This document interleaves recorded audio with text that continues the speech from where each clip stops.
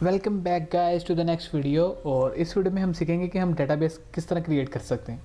Let's turn it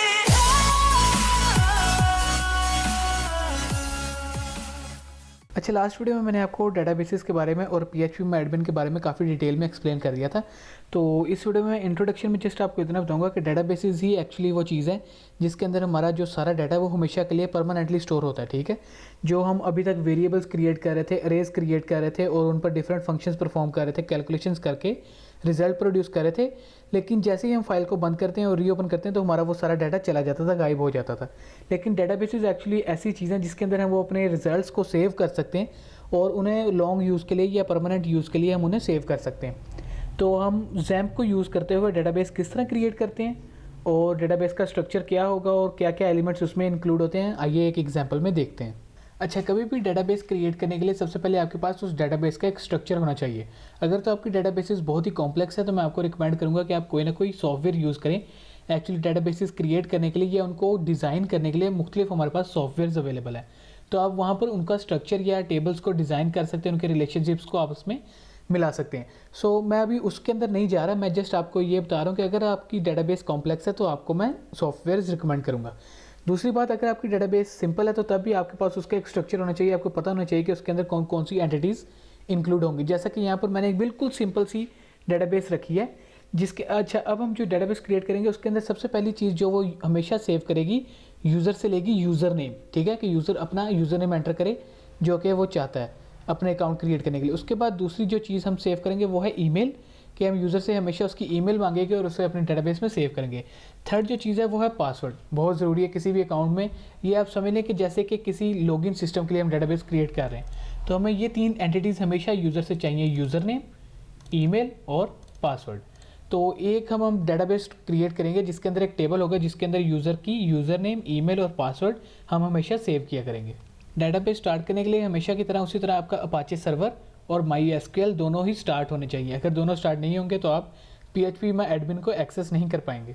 अपने browser को open करते हैं और यहाँ पर लिखते हैं लोकल होस्ट, ठीक है, /PHP my admin एंटर करें तो आपके पास जो PHP my admin का मेन यूज़र इंटरफेस है वो आपके सामने आ जाएगा। अच्छा, अब हमने डेटाबेस क्रिएट करी है। डेटाबेस क्रिएट करने का तरीका कुछ इस तरह से कि यहाँ पर आप देख सकते हैं कि साइड पर लिखा है न्यू के वर्ड पर अगर आप क्लिक करें तो आपसे यहाँ से पूछ रहा है कि डेटाबेस नेम। आप सबसे पहले एक डेटाबेस का नेम रखेंगे। तो डेटाबेस का नेम हम रख लेते हैं, लेट्स से डाटा रख लेते हैं। ठीक है, हमारी डेटाबेस का नेम है डाटा। उसके बाद आप क्रिएट के बटन पर क्लिक करेंगे तो आपकी डेटाबेस क्रिएट हो चुकी है। अब डायरेक्टली आप जो अपना जितना भी डाटा है उसे डेटाबेस के अंदर सेव नहीं कर सकते। डेटाबेस के अंदर हमेशा आपको टेबल्स क्रिएट करने पड़ते हैं और उन टेबल में आपको कॉलम्स डिफाइन करने पड़ते हैं कि आपके पास कितनी एंटिटीज़ हैं। आपके कॉलम जितनी एंटिटीज़ आप सेव करना चाहते हैं उतने ही आपके कॉलम होंगे। टेबल का नेम आप अपनी मर्ज़ी से कुछ भी रख सकते हैं। मैं यहाँ पर टेबल का नेम रख रहा हूँ यूज़र्स। ठीक है, तो हमने यूज़र्स का डाटा सेव करना है। अब कॉलम्स की बात है तो कॉलम हमें कितने रखने चाहिए, हमारे पास कितनी एंटिटीज़ हैं, हमारे पास एंटिटीज़ हैं 3, यूज़र नेम, ईमेल और पासवर्ड। ठीक है, तो 3 एंटिटीज़ ये हैं, लेकिन मैं अपनी जो कॉलम है वो 4 रखूँगा। 4 कॉलम क्यों रखूँगा अभी मैं आपको बताता हूँ। अब जब आपने ये दोनों चीज़ें लिख ली तो आप यहाँ पर गो के बटन पर क्लिक करेंगे तो आपका टेबल क्रिएट हो जाएगा। ठीक है, टेबल क्रिएट करने के बाद वो आपसे जो भी आपने मुख्तलिफ एंटिटीज़ उस कॉलम के अंदर रखनी है उन कॉलम्स के अंदर आपसे उनके बारे में इंफॉर्मेशन पूछेगा। तो सबसे पहली एंटिटी हमारी क्या है, जो चौथी एंटिटी मैंने यहाँ पर सेव करवानी है वो है आईडी। ठीक है, तो हर यूज़र के अगेंस्ट हम एक आईडी भी सेव करेंगे, लेकिन ये आईडी हमें लिखनी नहीं पड़ेगी, ये ऑटोमेटिकली सेव होगी। वो कैसे होगी मैं आपको थोड़ी देर तक बताता हूँ।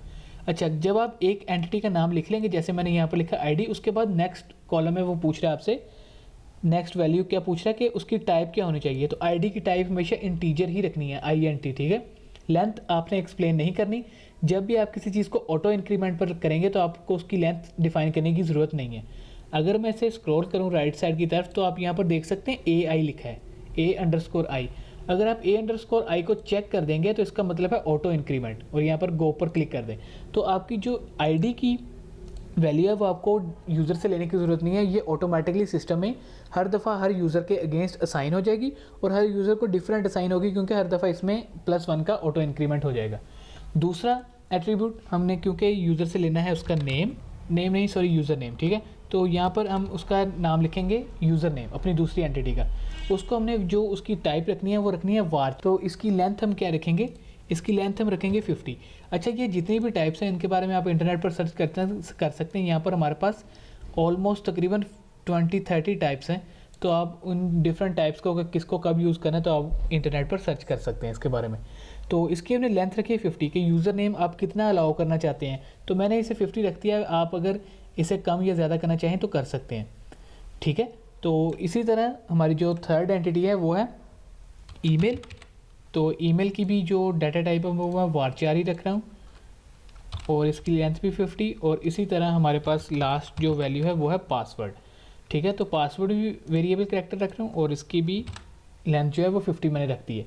अच्छा, चारों एंटिटीज़ के बारे में इन्फॉर्मेशन लिखने के बाद आपने यहाँ पर नीचे सेव का बटन दिख रहा होगा।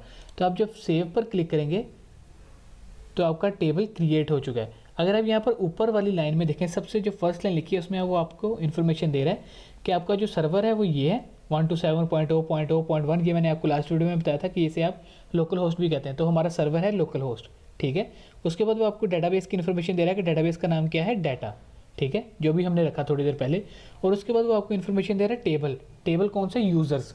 तो आपके टेबल का नेम है यूज़र्स, आपकी डेटाबेस का नाम है डाटा और होस्ट कौन सा है, लोकल होस्ट। तो इस तरह हमने एक डेटाबेस क्रिएट कर ली है अपने PHPMyAdmin में यूजिंग एग्जाम सर्वर, ठीक है। तो ये टेबल का स्ट्रक्चर है। आप स्ट्रक्चर पर क्लिक करेंगे तो आपके पास टेबल का स्ट्रक्चर आ जाएगा कि उसके अंदर ID, user name, email, password save होगा, उनकी टाइप्स, उनकी लेंथ्स, हर चीज़ यहाँ पर लिखी हुई है और ऑटो इंक्रीमेंट हो रहा है हमारी आईडी। इसके अलावा जब हम इसके अंदर डाटा स्टोर करेंगे, किसी भी डेटाबेस के अंदर डाटा स्टोर करने के बाद अगर आपने देखना है कि वो डाटा डेटाबेस में एक्चुअली सेव हुआ है या नहीं, तो आप इस ब्राउज़ के बटन पर क्लिक करेंगे। जब आप ब्राउज़ पर क्लिक करेंगे तो यहाँ पर इस जगह पर, ठीक है, इस जगह पर आपको वो डाटा शो होगा कि आपका कोई डाटा सेव हुआ है या नहीं हुआ।